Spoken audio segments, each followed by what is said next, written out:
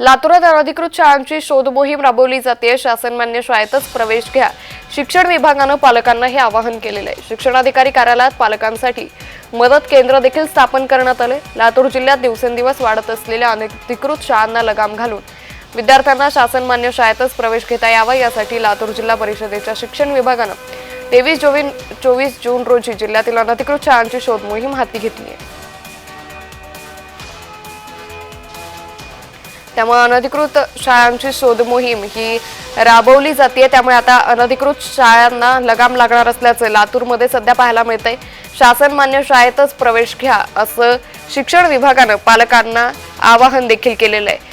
त्यामुळे आता या संदर्भात मोठी कारवाई सध्या लातूरमध्ये केल्यात आल्याचं पाहायला मिळतंय। शिक्षणाधिकारी कार्यालयात पालकांसाठी मदत केंद्र देखील स्थापन करण्यात आलेलं आहे। शासनमान्य शाळेतच प्रवेश घ्या असं आवाहन शिक्षण विभागानं पालकांना केलंय।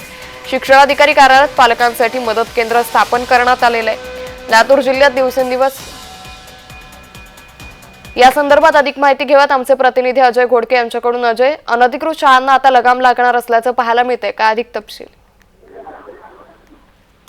अंकिता, आपण जर पाहिलं तर लातूर हा शैक्षणिकदृष्ट्या अत्यंत नावाजलेला जिल्हा आहे, परंतु या जिल्ह्यामध्ये मागच्या काही वर्षांमध्ये बोगस शाळांची संख्या मोठ्या प्रमाणात वाढत चाललेली आहे आणि त्याच्यावरती लगाम घालण्यासाठी म्हणून लातूरच्या जिल्हा परिषदेचे मुख्य कार्यकारी अधिकारी राहुल कुमार मीना यांनी सोमवार आणि मंगळवार या 2 दिवसांमध्ये अनधिकृत शाळांवरती शोध मोहीम सुरू केलेली आहे आणि त्या माध्यमातून ह्या ज्या बोगस शाळा वाढत चाललेल्या आहेत, जेणेकरून येणाऱ्या ह्या नवीन शैक्षणिक वर्षामध्ये विद्यार्थी असतील, पालक असतील, यांच्या या विद्यार्थ्यांना शासनमान्य शाळांमध्ये शिक्षण मिळावं। बोगस शाळांमुळे अनेक विद्यार्थ्यांचा आधांतरी शैक्षणिक वर्ष जातोय, त्याच्यावरती लगाम घालण्यासाठी आता जिल्हा परिषदेचा शिक्षण विभाग आणि सीईओ जे आहेत त्यांनी आता याच्यावरती ऍक्शन घेण्यासाठी सुरुवात केलेली आहे। त्या संदर्भात ही मोहीम सोमवार आणि मंगळवार हे 2 दिवस राबवली जाणार आहे आणि त्यातून बोगस शाळांवरती कडक कारवाई केली जाणार आहे। निश्चित, धन्यवाद अजय आपण दिलेल्या सविस्तर माहितीसाठी।